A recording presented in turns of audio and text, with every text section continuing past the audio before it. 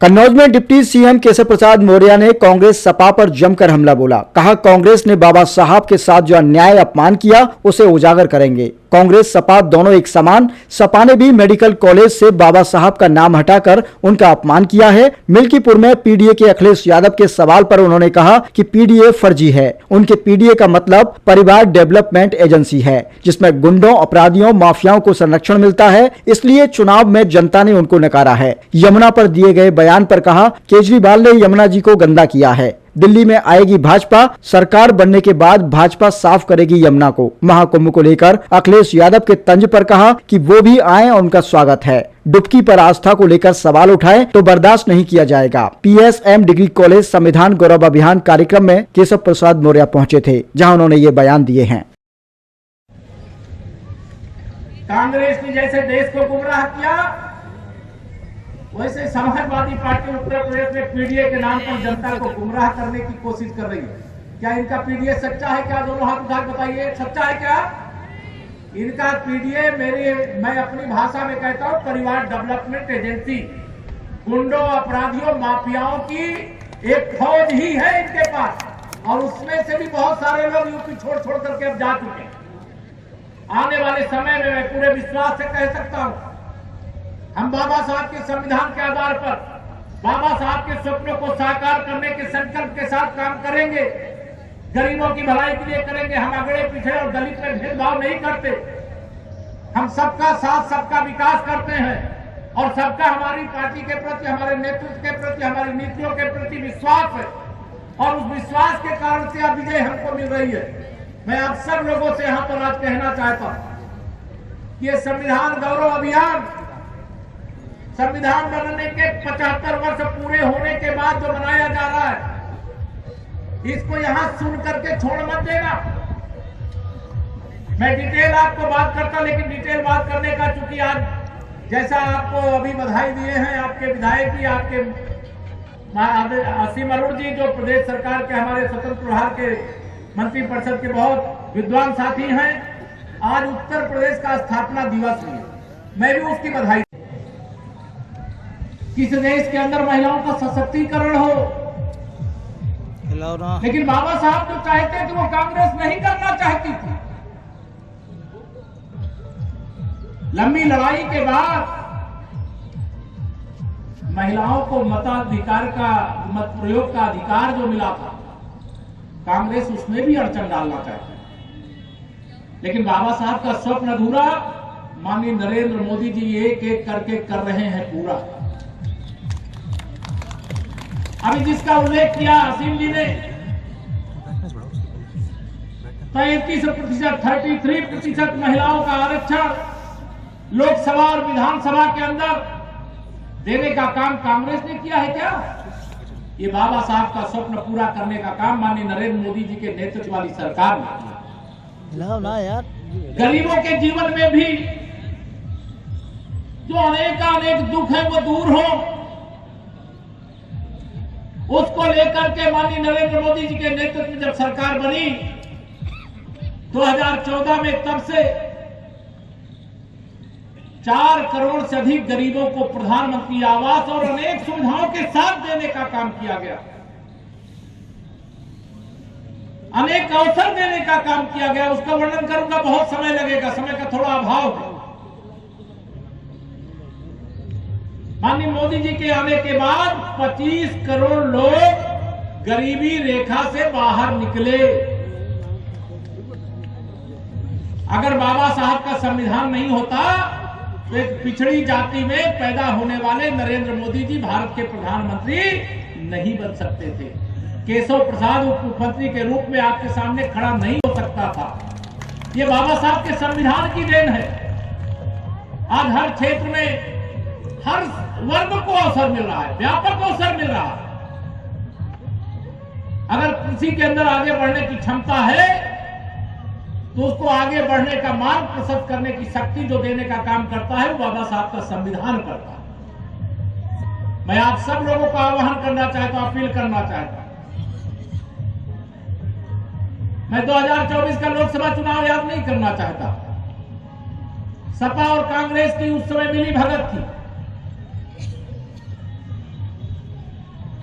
झूठ बोलने की ऑटोमेटिक मशीन बन करके समाज को गुमराह करने का काम किए।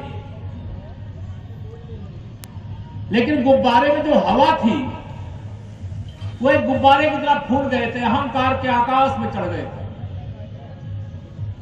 कुछ सीटें जीत लिए, लेकिन तीसरी बार मोदी सरकार इस देश के गरीबों के कारण, किसानों के कारण, मजदूरों के कारण, वंचितों के कारण, आदिवासियों के कारण, अनुसूचित जाति, पिछड़ी जाति के सबके समर्थन के कारण से वहां पर बनी है। ये लोग बात करते हैं पीडीए की, चलाते हैं परिवार डेवलपमेंट एजेंसी, गुंडों, अपराधियों और माफियाओं का करते हैं संरक्षण। ये बाबा साहब के संविधान का सम्मान नहीं है। जो कमजोरों का साथ ना दे, गुंडों और अपराधियों, माफियाओं का संरक्षण करे, और उसका परिणाम ये हुआ लोकसभा चुनाव 2024 में ही हुए, और 3 राज्यों में विधानसभा के चुनाव जो हुए उसमें हरियाणा तीसरी बार भाजपा सरकार वहां पर बनी। भारतीय जनता पार्टी बाबा साहब के संविधान की पुजारी है, बाबा साहब की पुजारी है। और इसका प्रमाण जब 2014 के 24 के लोकसभा चुनाव में इनके झूठ का दुष्प्रचार का खुलासा हो गया, पर्दाफाश हो गया। पर्दाफाश होने के बाद हरियाणा का विधानसभा चुनाव हुआ। श्री राहुल गांधी जी तो वहां सरकार की, अपने कांग्रेस सरकार की शपथ दिलाने की तैयारी कर रहे थे। श्री अखिलेश यादव जी समर्थन कर रहे थे। लेकिन जब ईवीएम खुली, वहां पर मतदाताओं ने अपने मताधिकार का प्रयोग करके बता दिया कि हरियाणा में जैसे देश में तीसरी बार मोदी सरकार, वैसे हरियाणा में तीसरी बार भाजपा सरकार बनाने का काम किया। गरीबों का समर्थन था, वंचितों का समर्थन था, कमजोरों का समर्थन था। महाराष्ट्र के अंदर भी विधानसभा चुनाव हुए। महाराष्ट्र के अंदर हुए विधानसभा चुनाव में भारतीय जनता पार्टी गठबंधन की ऐतिहासिक जीत हुई। महाराष्ट्र के इतिहास की सबसे बड़ी विजय। जो सपा और कांग्रेस के गुब्बारे में भरी हवा थी, उसे हरियाणा और महाराष्ट्र में निकाल करके बाहर कर दिया। यूपी के अंदर भी उपचुनाव हो रहे थे, 9 सीटों के उपचुनाव हुए थे। 7 सीटें भारतीय जनता पार्टी गठबंधन ने जीती। मैं इसकी आप सबको बधाई देना चाहता हूं और आपको यह भी बताना चाहता हूं, मिल्कीपुर में समाजवादी पार्टी की जमानत जब्त होने जा रही, वहां भी उपचुनाव हुआ। कुंभ का बहुत गहरा नाता है, उसका भी उल्लेख यहां पर कर दिया गया। और उस नाते की ताकत यह है कि आज जो समाज को बांटने वाले हैं, समाज को तोड़ने वाले हैं, समाज को कमजोर बनाने वाले हैं, आपसे मैं पूछना चाहता हूं, जब ये सत्ता में थे, चाहे कांग्रेस वाले और चाहे समाजवादी पार्टी वाले, क्या सही में ईमानदारी से ये गरीबों का, पिछड़ों का, दलितों का, वंचितों का, अगड़ों का, मतलब सबका ध्यान रखते थे क्या? जोर से बताइए, रखते थे क्या? ये सत्ता से इसीलिए बेदखल हुई। आज कन्नौज से मैं कहना चाहता हूं, 27 के सत्ताधीश बनने के बड़े बड़े होर्डिंग लगवाते हैं, लेकिन मैं दावे से कह सकता हूं कि 27 तो छोड़िए, 47 तक में सत्ता नसीब होने वाली नहीं है। मेरे प्रधानमंत्री मोदी जी ने क्या लक्ष्य रखा है? 2047 तक विकसित भारत बनाने का संकल्प लेकर के इस देश को दुनिया में नंबर 1 बनाने, दुनिया में इसका विश्व गुरु बनाने का अभियान चला रहे हैं। और अनेक क्षेत्रों में हमने आत्मनिर्भरता हासिल की है। आज अगर अमेरिका और चीन की पताका चंद्रमा पर फहरा रही है, तो भारत का तिरंगा भी चंद्रमा पर पहुंच चुका है। ये आप सब जानते हैं। आप सबको यह भी मालूम है कि आज यह भारत वह भारत नहीं है जो कांग्रेस की सरकार के समय का भारत होता था। आज पूरी दुनिया के अंदर भारत की हनक है, भारत की धमक है, भारत का सम्मान है, भारत का मान है। और लोगों को मालूम है कि नरेंद्र मोदी जी के नेतृत्व में भारत को विश्व की महाशक्ति बनने से कोई रोक नहीं सकता। इसलिए कांग्रेस वाले हो चाहे सपा वाले, ये सब मिलकर के इन लोगों ने साजिश, तमाम भारत विरोधियों के साथ मिलकर के साजिश की कि 2024 में तीसरी बार मोदी सरकार न बनने पावे।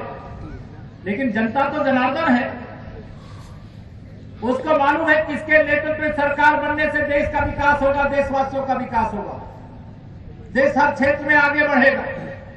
इसे तीसरी बार मोदी सरकार देश में बनी है और 2047 तक बाबा साहब के संविधान के अनुसार यह देश चल रहा है अब। और वह 370 कांग्रेस ने थोपा और आप सबके आशीर्वाद से जब भारतीय जनता पार्टी मोदी जी के नेतृत्व में जीती तो हमने 370 को खत्म कर दिया। और आज जैसे कन्नौज नहीं पूरे देश के हर राज्य में तिरंगा फहराता है, वैसे ही आज जम्मू कश्मीर के हर घर में तिरंगा फहराने का काम यह हो रहा है। इसका श्रेय आप सबको जाता है। माननीय प्रधानमंत्री जी के साथ में एक मुख्यमंत्री परिषद की बैठक में था। उस बैठक में उन्होंने कहा कि आजादी के बाद पहली बार सरकार तो हमारी वहां नहीं बनी, हम मजबूत विपक्ष के रूप में वहां आए, लेकिन वहां जो सरकार इस समय चल रही है उमर अब्दुल्ला जी के नेतृत्व में, उस सरकार ने बाबा साहब के संविधान के अनुसार तिरंगे के नीचे पहली बार शपथ ग्रहण करने का काम किया।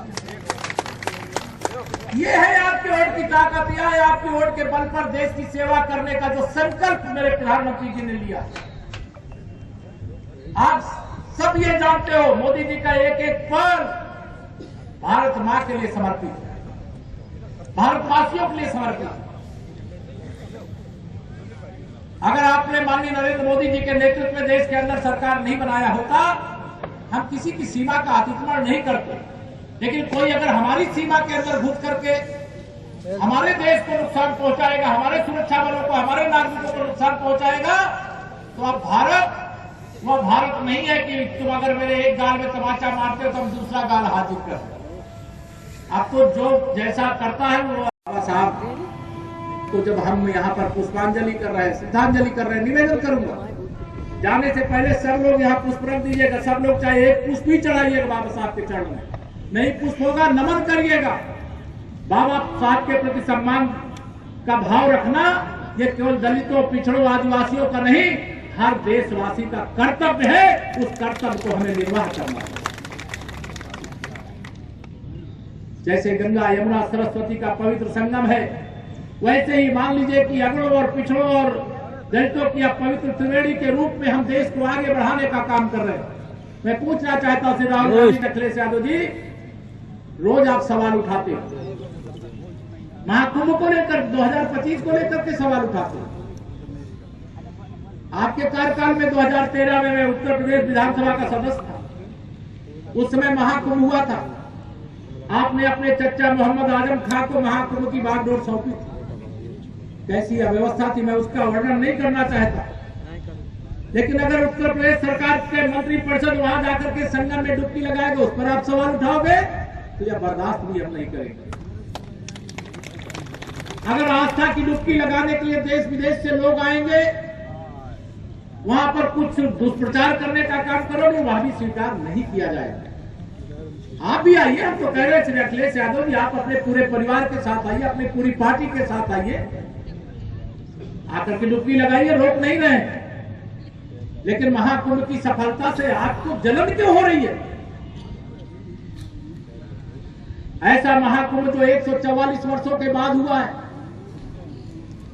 उस महाकुंभ में आप में से कई लोग गए होंगे, जो नहीं गए होंगे जाने की तैयारी में होंगे। अपार जन सैलाब वहां पर आ रहा है, पूरी दुनिया हक्का बक्का है कि इतने बड़े समागम की, जहां पर 40 से 50 करोड़ लोग आने वाले, ये व्यवस्था कैसे हो रही है? ये बाबा साहब के संविधान की ताकत के बल पर हम व्यवस्था कर रहे हैं और व्यवस्था को दुनिया देख रही है। ये हमारे लिए पहला महाकुंभ नहीं है, इसके पहले 2019 का अर्धकुंभ हम लोग कर चुके हैं। 24 करोड़ लोग वहां संगम में डुबकी लगाए थे और किसी को खरोच तक नहीं आने पाए। हम 2025 का महाकुंभ भी शानदार ढंग से संपन्न करने का काम हमारी सरकार, पूरे संसाधन, डबल इंजन की सरकार, मोदी सरकार का खजाना भी और योगी जी के नेतृत्व वाली सरकार का खजाना भी महाकुंभ की सुव्यवस्थित ढंग से संपन्न कराने के लिए खुला हुआ। मैं आज बाबा साहब के श्री चरणों में सिर झुका करके एक बार फिर से प्रणाम करते हुए आप सबसे यही कहूंगा, क्योंकि अभी मुझे लगता है कि सभा कहीं समापन हो जाएगा, अन्यथा यहाँ कई विद्वान सदस्य हमारे बैठे बहुत विस्तार से आपको बाबा साहब की पूरी जीवनी समझा सकते हैं। आप उनकी जीवनी लीजिए, उनको पढ़िए, उनकी आत्मकथा को पढ़िए, उनके साथ कांग्रेस ने क्या क्या अपराध किया, क्या क्या पाप किया, कहां कहां पर उनको अपमानित करने की कोशिश किया, संविधान सभा से भी बाहर रखने का जो प्रयास किया, जो प्रकाश पाल जी कह रहे थे, उनको पश्चिम बंगाल कोटे से संविधान सभा में आना पड़ा, उनको चुनाव हराने तक का काम कांग्रेस कर रही थी। पंडित जवाहरलाल नेहरू जी उनके खिलाफ दुष्प्रचार करने के लिए, चुनाव प्रचार करने के लिए गए। ये दलितों के, पिछड़ों के और आरक्षण के असली दुश्मन यही लोग हैं, इसको समझ लेना।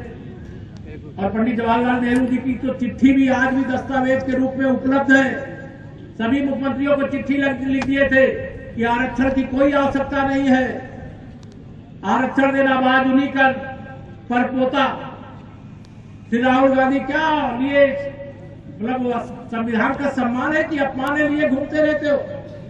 अरे संविधान पढ़ो, क्या बाबा साहब चाहते थे। और जब कांग्रेस की सरकार थी आपने क्या किया? अब जो 3 राज्यों में कांग्रेस की सरकार बची, क्या बाबा साहब के सपनों को साकार करने वाली योजनाएं वहां पर लेकर के आ रहे हो? नहीं आ रहे। मैं आप सब लोगों से आह्वान करूंगा कि बाबा साहब के चरणों में सच्ची श्रद्धांजलि यही है। संविधान के 75 वर्ष पूरे होने पर यही संकल्प लेने की घड़ी है कि हम यहाँ जो सुन करके जा रहे हैं, जो नहीं सुन पाए उसको पढ़ करके लोगों तक यह बात पहुंचाने की आवश्यकता है।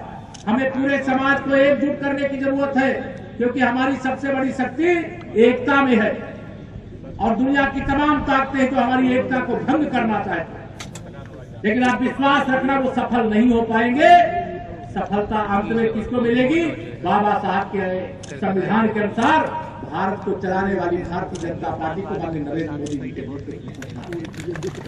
मैं पूरे विश्वास से आज यहाँ कह सकता हूँ, हरियाणा और महाराष्ट्र के बाद पार्टी राष्ट्रीय स्तर पर संविधान गौरव अभियान के अंतर्गत जो कार्यक्रम कर रही है, इसमें आज कन्नौज में कार्यक्रम था। बाबा साहब भीमराव अंबेडकर जी के चरणों में सिर झुका कर हम सब संकल्प लेते हैं कि बाबा साहब के साथ जो अन्याय, जो अपमान और जो उनकी भावनाओं की अनदेखी करके कांग्रेस ने पाप किया है, उसको उजागर करेंगे। बाबा साहब को भारत रत्न क्यों नहीं दिया, उनको चुनाव में हराने का प्रयास क्यों किया, संविधान सभा का सदस्य बनने से क्यों रोका था, ये सारी चीज़ें हम जनता के बीच में ले जा रहे हैं, आगे ले जाने का काम करेंगे। और मैं स्पष्ट कहूँ कि कांग्रेस और समाजवादी पार्टी में कोई अंतर नहीं। अगर कांग्रेस आज़ादी के तत्काल बाद से बाबा साहब को लगातार अपमानित करने का काम किया, तो समाजवादी पार्टी ने कन्नौज मेडिकल कॉलेज का नाम, जो बाबा साहब भीमराव अंबेडकर जी के नाम से था, उसको बदलने का पाप किया था, जिसे भारतीय जनता पार्टी ने फिर से बाबा साहब के नाम से करने का संकल्प पूरा करने का काम किया है। और हम बाबा साहब के सम्मान में भाजपा और भाजपा सरकार सब मैदान में। अखिलेश जी ने कहा है कि मिल्कीपुर में केवल 20% पीडीए के लोग हैं, 80% अदर हैं। उनका पीडीए फर्जी है। उनका पीडीए मतलब परिवार डेवलपमेंट एजेंसी है, गुंडों, अपराधियों, माफियाओं और दंगाइयों का एक गैंग है, और उस गैंग को जनता ने नकार दिया। मंत्री क्या अखिलेश से अपील करेंगे कुंभ नहाने की? मैंने खुलेआम किया, मैं सबसे कहता हूँ जिनको कुंभ में, महाकुंभ में आकर के स्नान करना है वो आकर के स्नान करें, लेकिन कुंभ में आने वाले श्रद्धालुओं की आस्था को चोट पहुँचाने का पाप न करें। हमें गर्व है कि हम अपनी संपूर्ण मंत्रिपरिषद के साथ महाकुंभ में संगम में डुबकी लगाए, कैबिनेट की बैठक लिए और महाकुंभ 2025 में 2031 में होने वाले अर्धकुंभ की नींव डालने का भी संकल्प लिए, कई फैसले किए। अखिलेश ने एक्स किया है कि जो मथुरा से निकली यमुना है उस पर आप आचमन करके देखे, इस पर आपका? आजकल कांग्रेस के साथ अखिलेश यादव जी की दोस्ती टूट गई है और केजरीवाल जी से दोस्ती यार, और उस दोस्ती के क्रम में यमुना जी आगरा से नहीं निकलती हैं, इसलिए अखिलेश जी को ये मालूम होना चाहिए। आगरा या मथुरा से नहीं निकलती है, तो यमुना जी वाया दिल्ली ही आती हैं, और दिल्ली में अरविंद केजरीवाल की सरकार ने इतना यमुना जी को दूषित किया है कि वहाँ निश्चित तौर से कोई डुबकी लगाना, आचमन लगाना संभव नहीं है। लेकिन 8 फरवरी को वहाँ भाजपा की सरकार बन जाएगी और आने वाली 8 फरवरी जब अगली 8 फरवरी आएगी वहाँ डुबकी भी लगाएंगे लोग आत्मन भी क्या आप मानते हैं कि डर लग रहा है भाजपा दिल्ली चुनाव में भाजपा की सरकार बनेगा। क्या आप मानते हैं कि डर लग रहा है जाने से? हाँ? क्या डर लग रहा है जैसे राम मंदिर का लीक है? नहीं, उनको डर लग रहा है, जनता उनको सबक सिखाए।